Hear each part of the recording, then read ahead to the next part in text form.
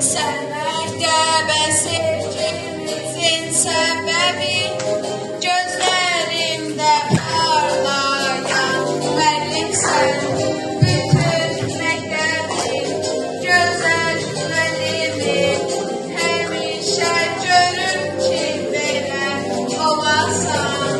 Niyə səni düşünürəm hər zaman, ürək sənsiz oxudulur, vəfasızlar tez çıxır yadına, vəfalılar unudulur. Sən olmayanda qalıram tənha, qəlbimdə yaşadım səni var kimi. Mənim xoşbəxtliğim başladı səndən, həmişə olacaq sənə bu sevgim.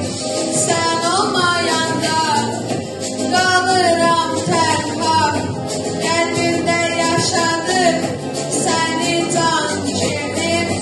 Mənim xoşbəxtliğim başladı səndən, həmişə olacaq sənə bu sevgim.